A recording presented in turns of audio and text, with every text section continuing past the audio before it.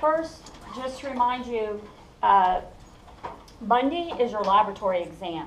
So today, the lab exam is digestive labs and anything urinary related. So we're doing urinary anatomy today and urinalysis on Wednesday, and that will be on the lab test.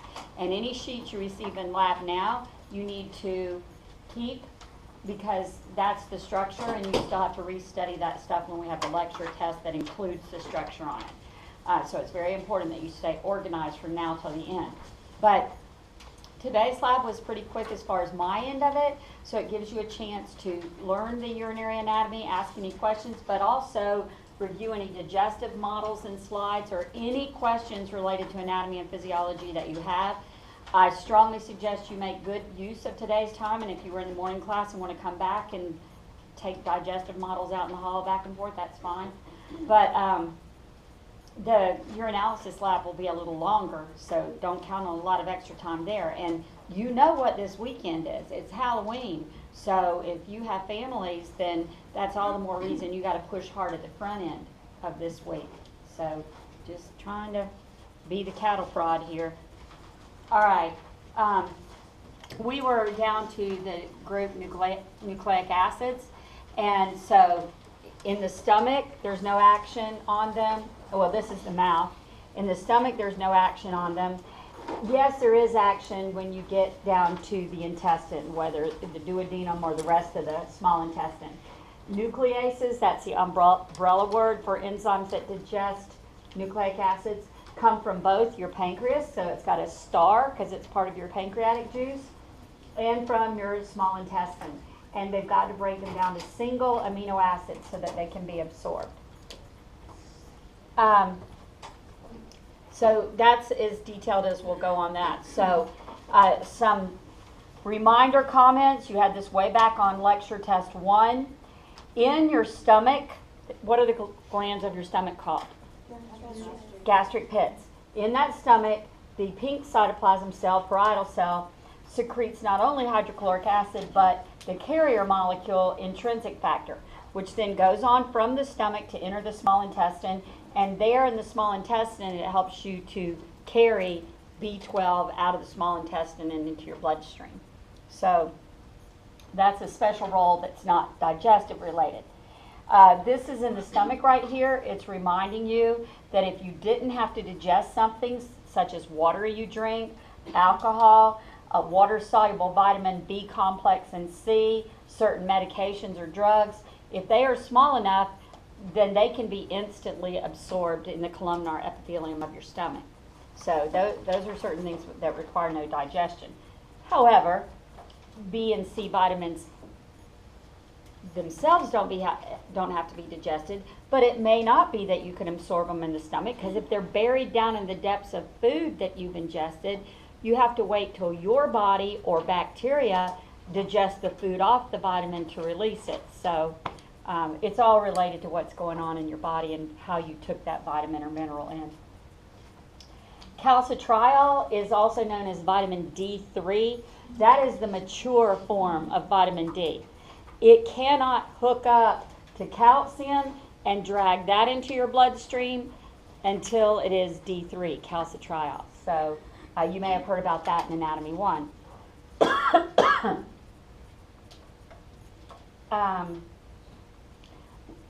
We are now in your small intestine here.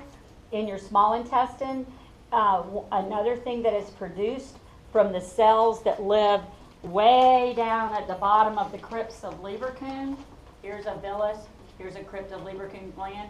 Way down here live Paneth cells, and the Paneth cell also secretes lysozyme to try to control the bacterial populations that live off the food in our intestinal tract. So we don't want too many of the correct bacteria down there, and we certainly don't want the wrong groups of microbes down there.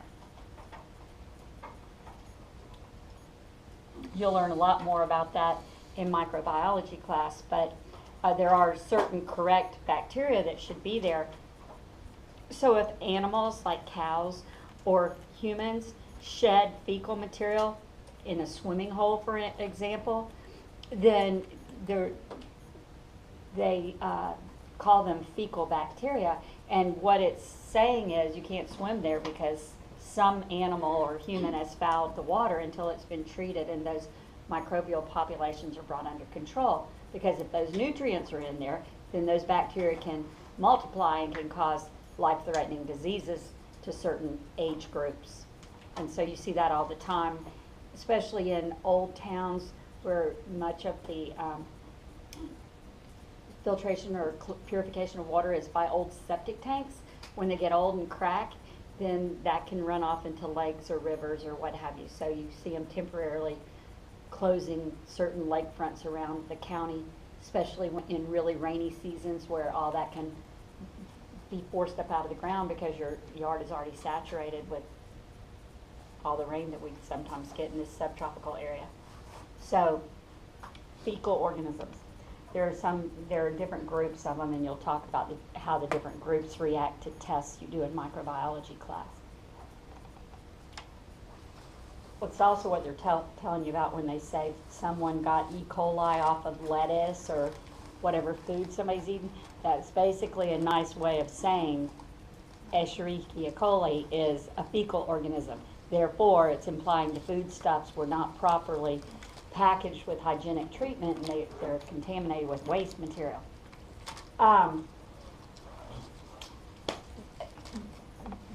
Anything that is right here would have also happened in the small intestine, but it's telling you what happens as far as taking up water. And taking up water is really important because many of your food molecules are dissolved in water and therefore they get taken up with it.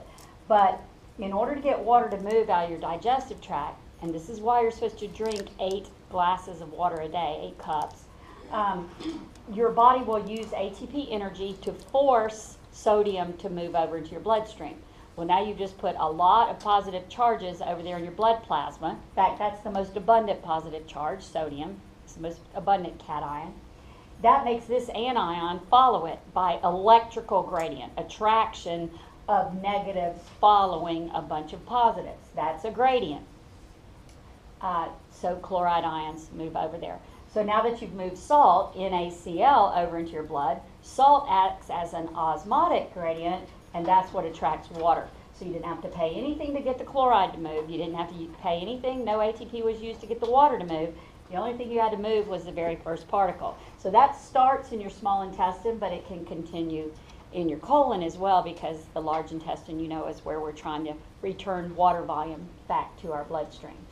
So that's why it says mostly in the small intestine, but it can keep on occurring. One of the few things that you take up in the large intestine. And if there were a water-soluble vitamin, then it could easily get moved into the bloodstream at that time too. No digestion in the large intestine. So with that, we'll end this story on the enzymes. So I want to talk to you now about nerves and about 5 hormones.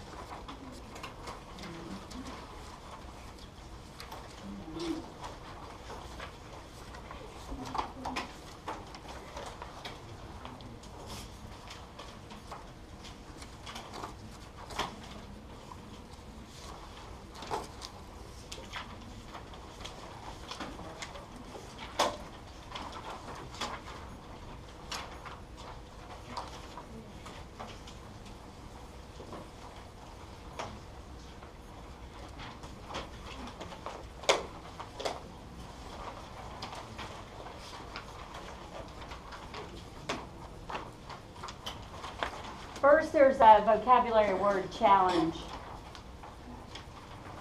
So you should definitely know all of these vocabulary words because they're on the digestion test, lecture test, which is probably going to be the Monday after your lab test, a week after your lab test.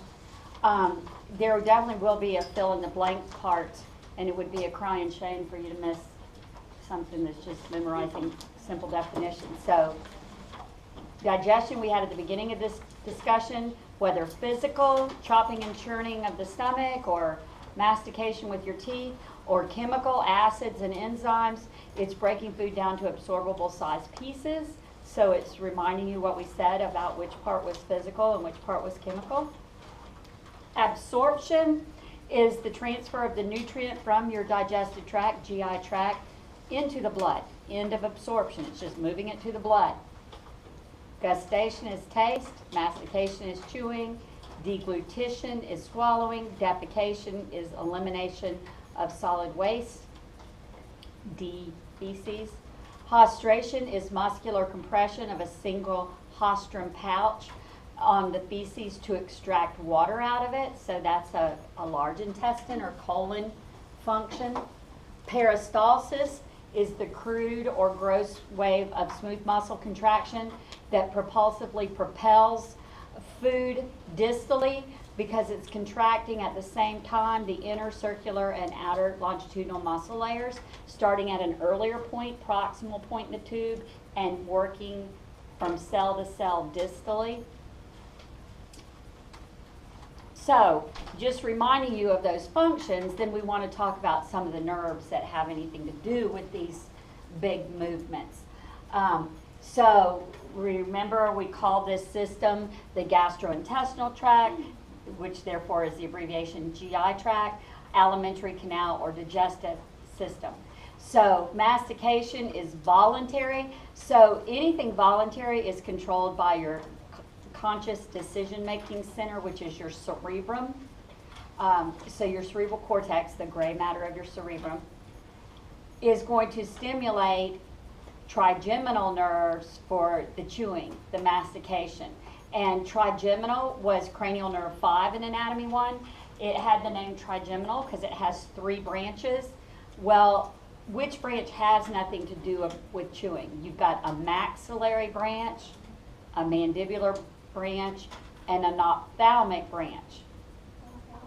Ophthalmic, and in fact, that's a sensory branch. That's not even about muscles. Like if you got a piece of sand between your contact lens and the cornea of your eye, the fact that you're detecting that, that's the ophthalmic branch that has to do with that kind of information.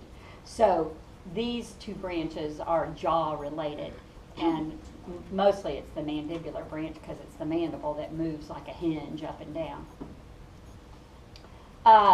Also involved with mastication, though, is keeping that food positioned over your biceps and triceps.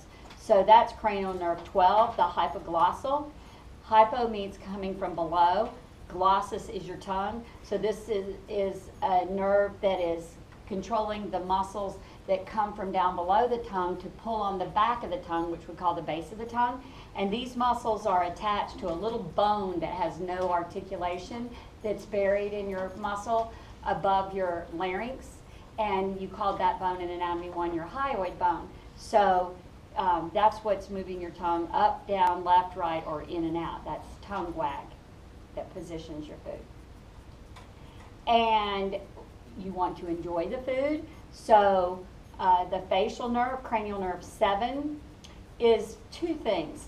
It is taste perception, gustation. So there is some sensory information coming from your gustatory pores or taste buds on certain areas of your tongue.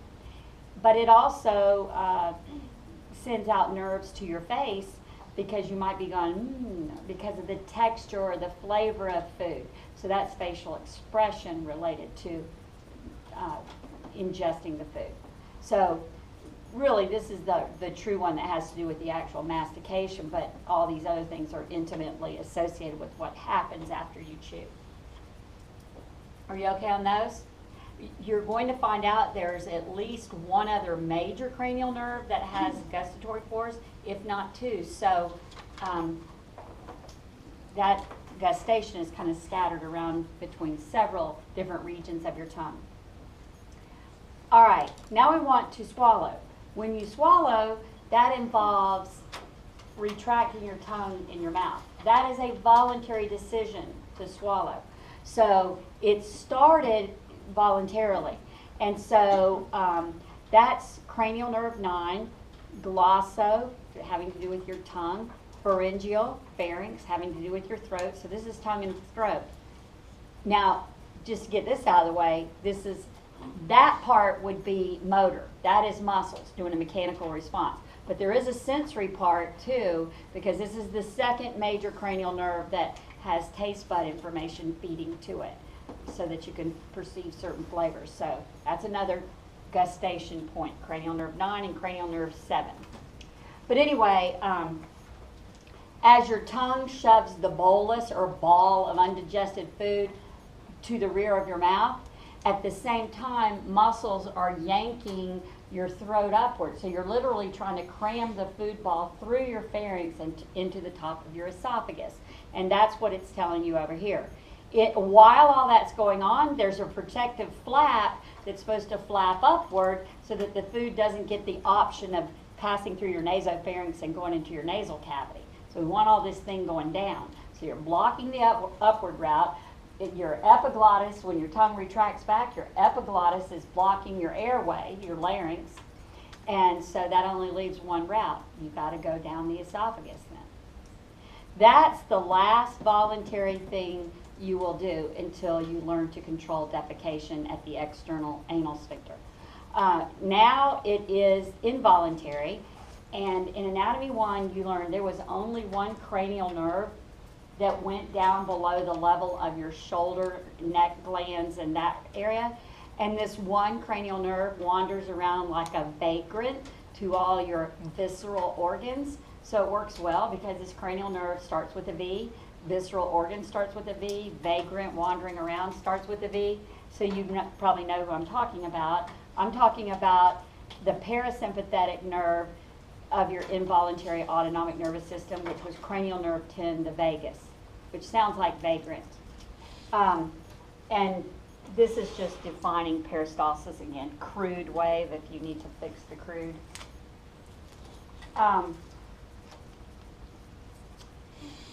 Now, so if you're just wanting to propel food onward, as in the case of the esophagus, then it would be cranial nerve 10.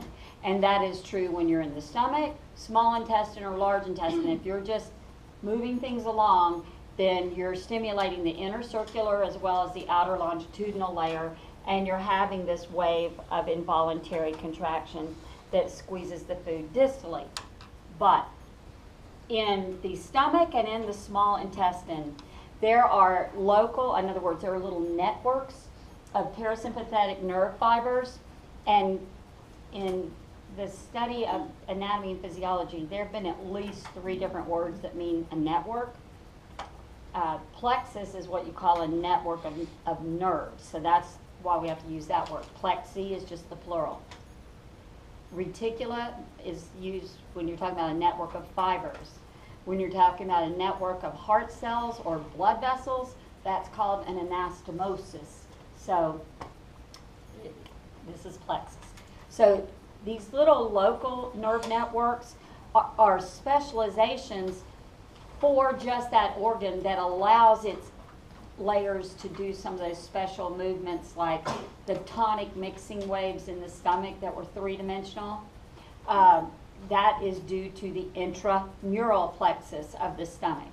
Every 15 seconds, remember, it was chopping and churning in 3 directions on the food. In the small intestine, remember, you had this to mix up the food with the enzymes. That was called rhythmic segmental contractions. That involves your circular smooth muscle layer. Or at other times it could go like this, like an accordion. Those were called pendular movements because it slops the semi-liquefied food up on the walls for good absorption. That involved longitudinal smooth muscle. So those specialized movements of your small intestine are from a parasympathetic nerve plexus, which is either called for myo is muscle, intro means intestinal, muscle of the intestinal wall, myenteric plexus, or if you don't like that name, it's also known as Auerbach's plexus, after the man who identified it. But in both these very specialized organs, stomach has a local plexus, small intestine, now you're learning, has a local plexus that could be stimulated by your vagus nerve to give us some special movements. What if you get really mad or really scared? What system's running now? Sympathetic. Whenever you're running the sympathetic, it's going to inhibit the vagus nerve and therefore the plexi that are under the control of the vagus nerve. So people talk about getting a knot in their stomach or their stomach feels heavy when they're scared. Now you know why. They're not moving that food. They're not processing that food and that sort of thing. Some people say those kinds of things about swimming as well, because that's an exercise and maybe that would inhibit your nervous system to your digestive tract because you're running the sympathetic when you're exercising. So there might be something to it, but many people think if you're getting cramps when you swim, your breathing is probably contributing to that. Maybe not gulping air right as you're trying to learn crawl or whatever. But certainly exercise is going to be running the sympathetic and not the parasympathetic system. We've already gone through the reflex, and it would be a parasympathetic reflex to eliminate fecal material 3 or 4 times a day, starting at the transverse colon. There is propulsive peristalsis that moves the waste down into the rectum. In the rectum, there are pressure receptors, so they're now going to fire, and that's what starts the chain of neurons to the sacral region and back out. So that's why it's called a sacral reflex. You don't wait for it to go to the brain and come back. It just loops into the sacral region and right back out to the perineum, the pelvic floor region. And at that point, the exiting neuron, which we call the efferent neuron, stimulates the pelvic nerve, which is a involuntary nerve, to relax your internal anal sphincter. Simultaneously, if you're not potty trained, it would also inhibit the firing of a voluntary nerve called the pudendal nerve. If that's not firing, then the external anal sphincter is not contracting. If it's not contracting, that sphincter is relaxing and opening up, so defecation will occur. That is what happens in a newborn child. Both things are going to be relaxed, internal and voluntary external anal sphincter, and that's why the child would eliminate. If you're potty trained, this is the step number 2 where your conscious center has to make communication. So if you're potty trained, the cerebrum sends a nerve impulse to the pudendal nerve, causing the external anal sphincter to in fact contract, so therefore it constricts, and that stops defecation. Okay?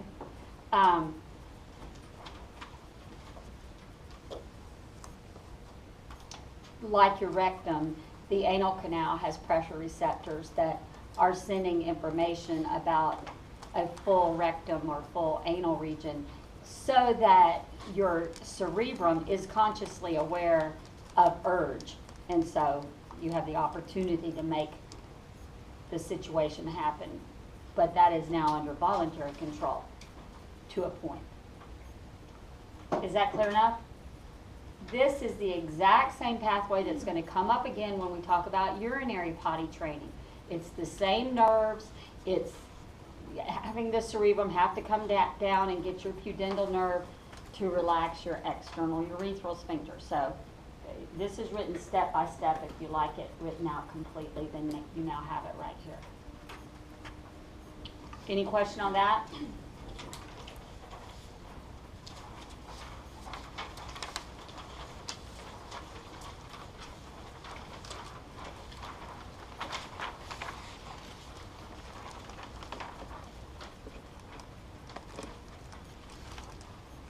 Now the bad news here is, it's just 5 hormones, but we had said enzymes end typically with ASE or IN. I want you to notice that many of these hormones also end with IN. So you are going to have to memorize that these first 2 are hormones, because there will be a matching section on this test, and if you've got enzymes mixed together with hormones, one of the distinguishing things in the definition first is going to be, this is an enzyme or this is a hormone. So if you don't know that, that's not going to help you. Sometimes the name of the hormone is going to help you immensely. Like, what does the prefix gastro mean?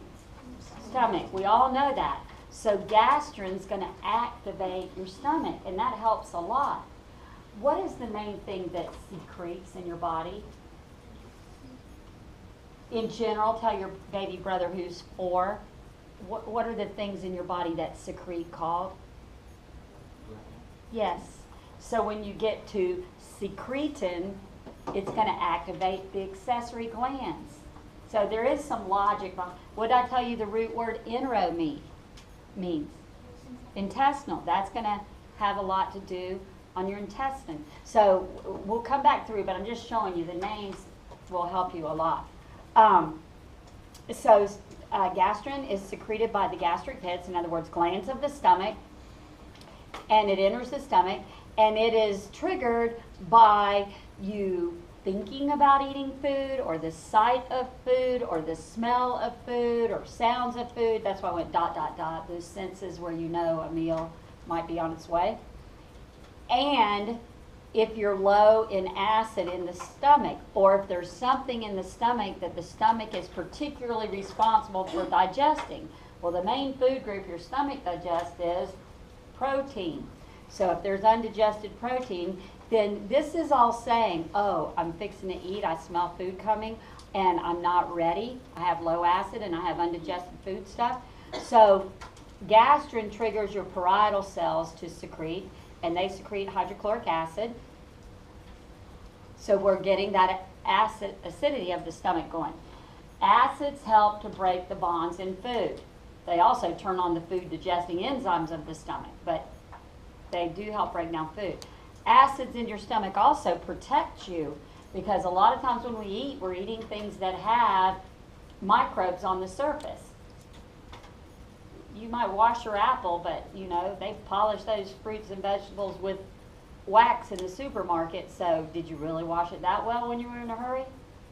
So that's a protective mechanism, the acids of your stomach as well, so that hopefully harmful microbes won't cause you disease. So if you are high in acid in your stomach, then it inhibits your gastric pits from making more gastrin. So you got what you wanted to correct the low acid. When you've corrected it, it inhibits it. And you're fixing to find out in a minute, there is a hormone that is made, look, in your intestines, enero, and it's going to travel in your blood to your stomach, and it's going to inhibit your stomach. Because what that's saying is, hey, stomach, I come after you, and I'm the small intestine, and I'm still filled with undigested food, so I need you to inhibit yourself and just act as a food storage bag for an hour. So for up to an hour, the stomach can do that, and that will give the small intestine a chance to process the last load of food if the stomach is being filled with a new load of food. Are we okay?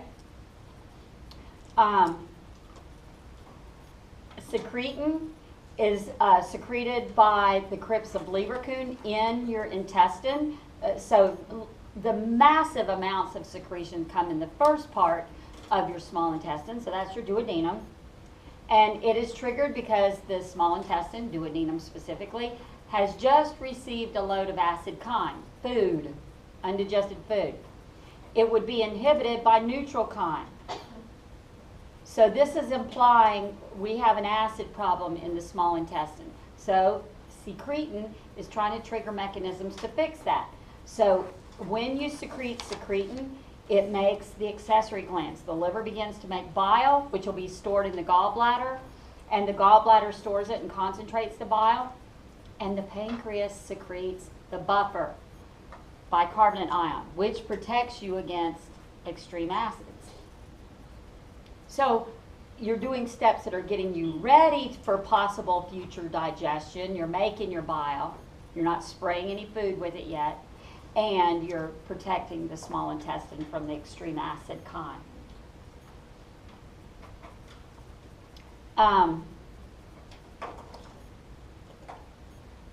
I've got a hint in this word. Cysto means bladder. What's the only bladder word that we've talked about in this system? Gallbladder. So cholecystokinin, and this is the clinical abbreviation for it, is again secreted by the small intestine, the duodenum's glands, crypts of Leverkusen, and it's triggered because now the chyme has been there long enough for the small intestine to analyze it, and it realizes it's got undigested fat, and there's a misspelling. Chyme is misspelled there. It's not an I, it's a Y.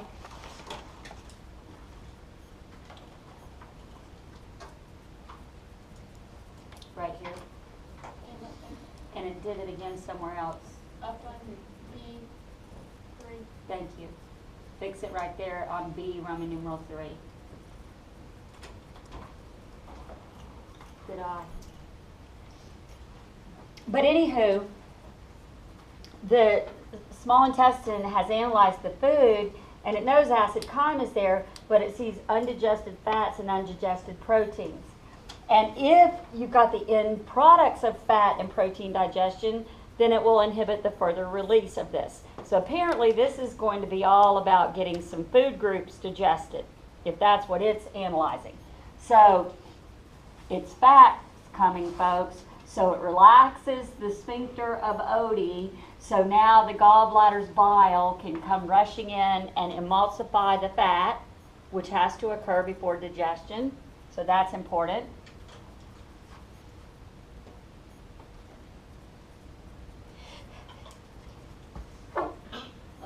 Sorry.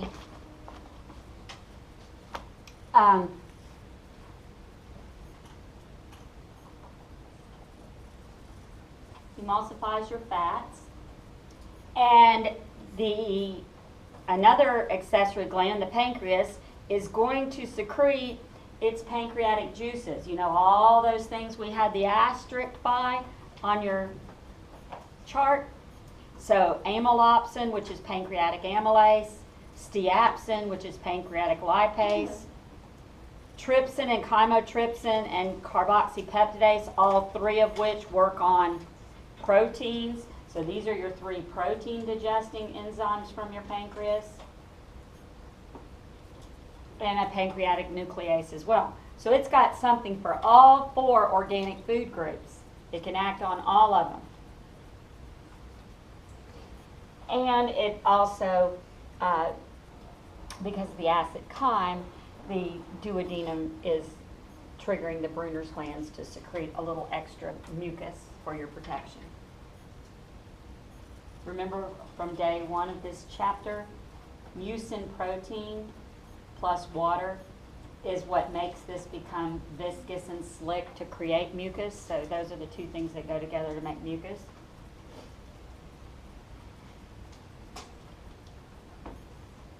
Okay, so my point is, it's usually your small intestine monitoring to what's coming and telling other things what to do.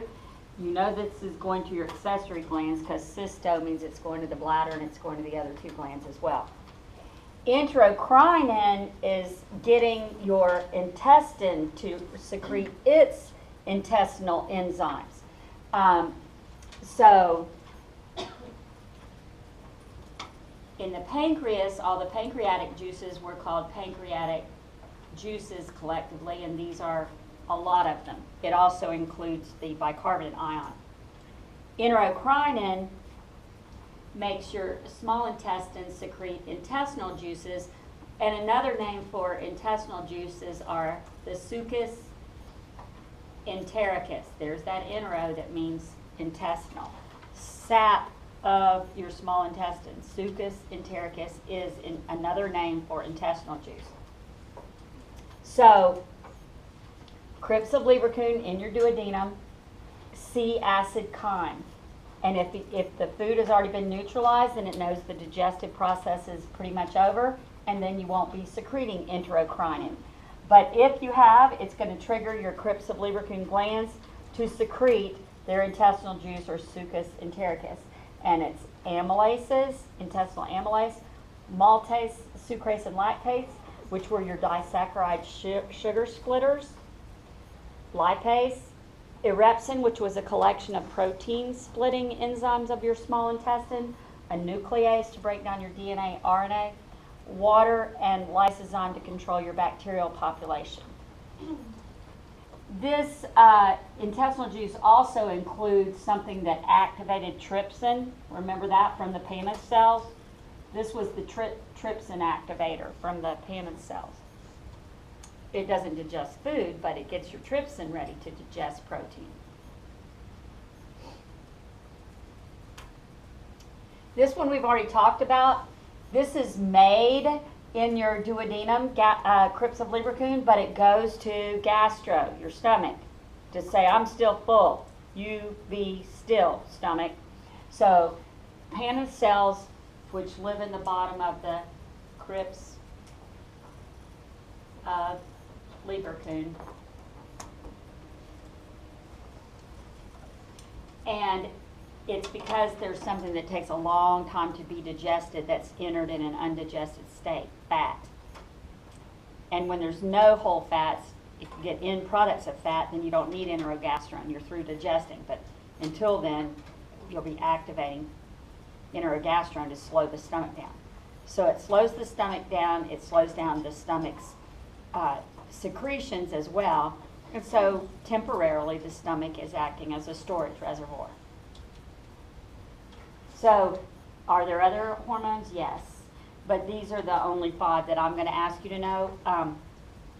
There's one called biliverdin, and they think biliverdin makes your villi in your small intestine kind of pulsate. That's kind of like milking them to improve the absorptive function, but it doesn't have a lot to do with digestion. So there are other lesser hormones, but these are the 5 biggies. All right, where's the food? We're through with your digestive system. Where is the food? No, that's feces, microbes, pigment, gases, maybe a little water, a vitamin or 2. All throughout the body in what?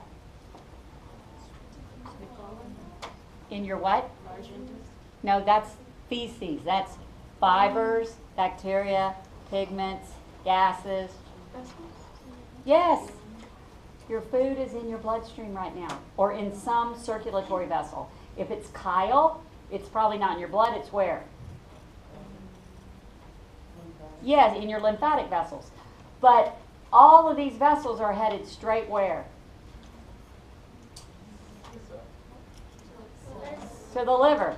So that the liver can either detoxify or say, hey, I know who needs that.